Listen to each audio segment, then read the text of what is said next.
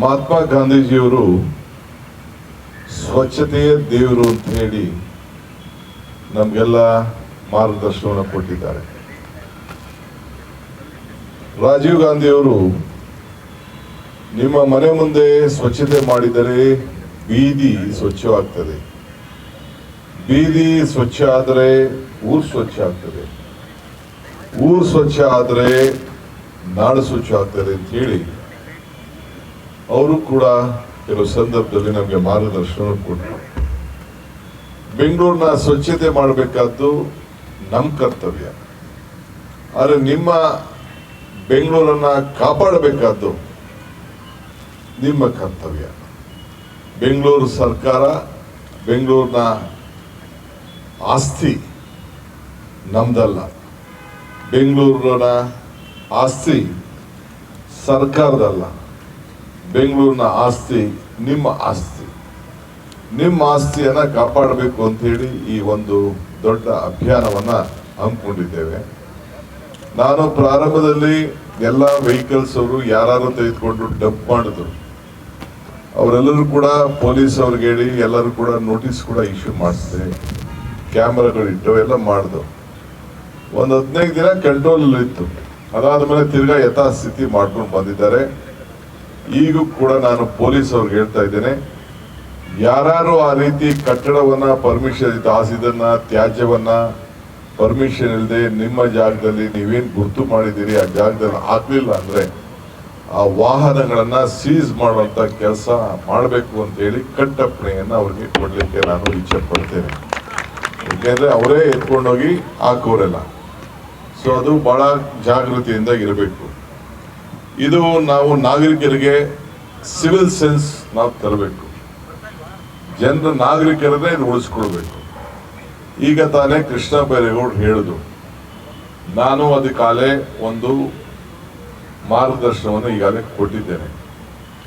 BDA ಆಗಲಿ ಯಾವುದೇ corporation site ಆಗಲಿ 5 ವರ್ಷದೊಳಗೆ ಅವರು ಮನೆಯನ್ನ ಕಟ್ಕೊಳ್ಬೇಕು.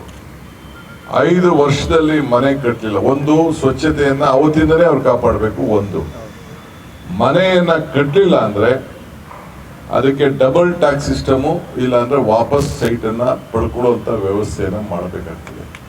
ನಿಮ್ಗೆ ಏನ್ ಬೇಕು ಎಲ್ಲ ನಾವು ಸಾಲ ಎಲ್ಲ ಬ್ಯಾಂಕ್ಗಳೆಲ್ಲ ಕೊಡ್ತದೆ, ಮನೆಗಳಿಗೆ ಕಡಿಮೆ ದರದಲ್ಲಿ ಕೊಡ್ತದೆ.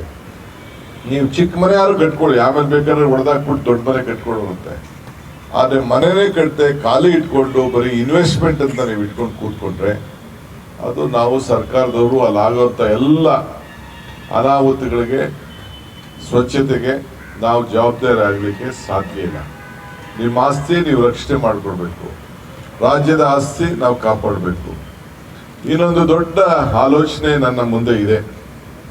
ಆಲೋಚನೆ ಹಸಿರದ ಬಗ್ಗೆ ನಾನು ಈಗ ಈ ಒಂದು ಕಾರ್ಯಕ್ರಮದಿಂದ ಅದನ್ನು ನಾನು ಘೋಷಣೆ ಮಾಡೋದಿಲ್ಲ.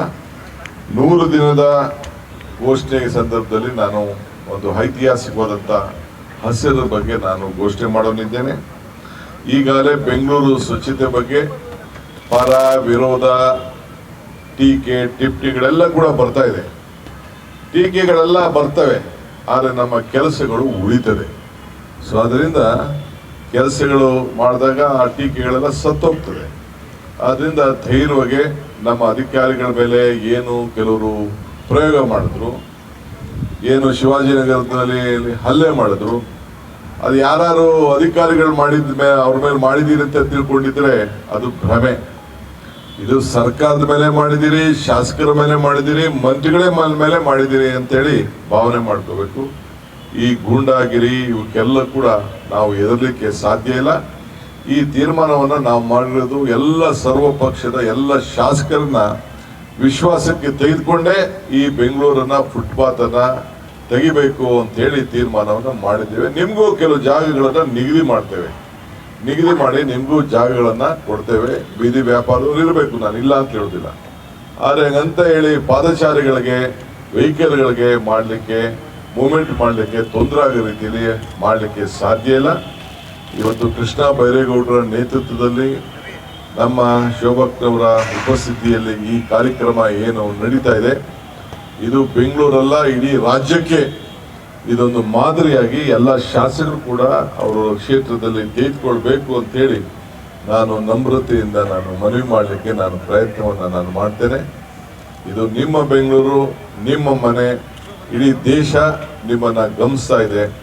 ಇಡೀ ಅನೇಕ ರಾಷ್ಟ್ರೀಯ ನಾಯಕರುಗಳೆಲ್ಲ ಇದಕ್ಕೆ ನಮಗೆ ಮಾರ್ಗದರ್ಶನವನ್ನು ಕೊಟ್ಟಿದ್ದಾರೆ ಹಿಂದೆ ಎಲ್ಲ. ಸೊ ಅದನ್ನು ಮುಂದುವರಿಸ್ಕೊಂಡು ಹೋಗೋಣ. ಸೊ ನಿಮ್ಮೆಲ್ಲರೂ ಕೂಡ ಬೆಂಗಳೂರಿನ ಸ್ವಚ್ಛತೆ ಕಾಪಾಡಿ ಇಡೀ ದೇಶಕ್ಕೆ ಒಂದು ದೊಡ್ಡ ಸಂದೇಶವನ್ನು ಕೊಡಬೇಕಾದ್ದು ನಮ್ಮೆಲ್ಲರ ಕರ್ತವ್ಯ. ನನ್ನ ಮಾಧ್ಯಮ ಸ್ನೇಹಿತರು ಕೂಡ ನಾನು ಮನವಿ ಮಾಡ್ಕೊಳ್ತಾ ಇದ್ದೇನೆ. ಕೆಲವರು ಬೇಕಾದಷ್ಟು ನಮಗೆ ಫೋಟೋಗಳೆಲ್ಲ ಹಾಕ್ತಾ ಇರ್ತಾರೆ, ಪ್ರಿಂಟ್ ಆಗ್ತಾ ಇರ್ತಾರೆ, ರಸ್ತೆಯಲ್ಲೆಲ್ಲ ಒಂದು ಕಡೆ ಹಾಕ್ತಾ ಇರ್ತಾರೆ. ಇದು ಎಲ್ಲ ನಗರಗಳಲ್ಲೂ ನೋಡಿದ್ದೇನೆ. ಬೆಂಗಳೂರಲ್ಲ, ಡೆಲ್ಲಿಲೂ ನೋಡಿದ್ದೀನಿ, ಮುಂಬೈಲೂ ನೋಡಿದ್ದೀನಿ, ಎಲ್ಲ ಕಡೆ ನೋಡ್ತಾ ಇದ್ದೀನಿ. ರೋಡ್ ಪಕ್ಕದಂತೂ ಬಿಸಾಕಂಥದ್ದು. ಆದರೂ ಕೂಡ ಭಾಳ ವರ್ಷ ಆಯಿತು ನಮಗೆ ಈ ಸ್ವಚ್ಛತೆ ಬಗ್ಗೆ, ಈ ತ್ಯಾಜ್ಯದ ಬಗ್ಗೆ ಬೇಕಾದಷ್ಟು ಕೋರ್ಟು, ಬೇಕಾದಷ್ಟು ಸಮಸ್ಯೆ ಇತ್ತು. ಆದರೆ ಈ ಹಂತಕ್ಕೆ ಒಂದು ಬಂದಿದ್ದೇವೆ. ಮುಂದೆ ಅದನ್ನು ದೊಡ್ಡ ಒಂದು ಹೊಸ ರೂಪವನ್ನು ಕೊಡ್ತಾ ಇದ್ದೇವೆ. ಇದಕ್ಕೆಲ್ಲ ನಿಮ್ಮ ಸಹಕಾರ ಇರಲಿ. ವಿಶೇಷವಾಗಿ ಈ ಒಂದು ಪವಿತ್ರವಾದಂಥ ಕಾರ್ಯಕ್ರಮಕ್ಕೆ ಸೆಂಟ್ರಲ್ ಮಿನಿಸ್ಟರ್ ಅವರು ಅವ್ರ ಕ್ಷೇತ್ರದಲ್ಲಿ ಬಂದು ಭಾಗಿಯಾಗಿ ಕೃಷ್ಣ ಬೈರೇಗೌಡರ ನೇತೃತ್ವದಲ್ಲಿ ಏನು ಈ ಯೋಜನೆ ನಡೀತಾ ಇದೆ, ಇದಕ್ಕೆ ನಿಮ್ಮೆಲ್ಲರ ಸಹಕಾರ ಇರಲಿ, ನಾಗರಿಕರ ಸಹಕಾರ ಇರಲಿ ಅಂತೇಳಿ ನಾನು ಪ್ರಾರ್ಥನೆ ಮಾಡಿ, ಇದನ್ನು ನಾನು ಸ್ವಚ್ಛತೆ ವಿಚಾರದಲ್ಲಿ ಕೆಲವು NGOಗಳು, ಕೆಲವು ಸಂಸ್ಥೆಗಳು ಅವರು ಕೂಡ ಒಂದೊಂದು ಏರಿಯಾನ ಟೇಕ್ ಓವರ್ ಮಾಡಿದ್ರೆ ಅದಕ್ಕೂ ಕೂಡ ನಾನು ಅವ್ರಿಗೆ ಸ್ವಾಗತವನ್ನು ನಾನು ಮಾಡ್ತೇನೆ. ನೀವೇನು ಇಡೀ ದೊಡ್ಡ ಬ್ಲಾಕೇ ಮಾಡಕ್ಕೆ ಹೋಗ್ಬಿಡಿ, 4 ರಸ್ತೆ ತೆಗೆದುಕೊಳ್ಳಿ. ನಿಮಗೆ ಸರ್ಟಿಫಿಕೇಟ್ ಕೊಡುವಂಥದ್ದು, ಗೌರವ ಕೊಡುವಂಥದ್ದು, 4 ರಸ್ತೆನೇ ನೀವು ಅದನ್ನು ಅಡಾಪ್ಟ್ ಮಾಡಿಕೊಂಡು ಈ ಸ್ವಚ್ಛತೆನ ನೀವು ಕಾಪಾಡ್ಕೊಂಡು ಹೋಗುವಂಥ ಒಂದು ಕಾರ್ಯಕ್ರಮವನ್ನು ನೀವು ರೂಪಿಸಬೇಕು ಅಂತೇಳಿ ನಾನು ಪ್ರಾರ್ಥಿಸಿ ನಿಮ್ಮೆಲ್ಲರೂ ಕೂಡ ಶುಭ ಹಾರೈಸಿ ಈ ಒಂದು ಪವಿತ್ರವಾದಂಥ ಕಾರ್ಯಕ್ರಮಕ್ಕೆ ಚಾಲನೆಯನ್ನು ಬಹಳ ಸಂತೋಷದಿಂದ ಕೊಟ್ಟಿದ್ದೇನೆ. ಎಲ್ಲರಿಗೂ ನಮಸ್ಕಾರ.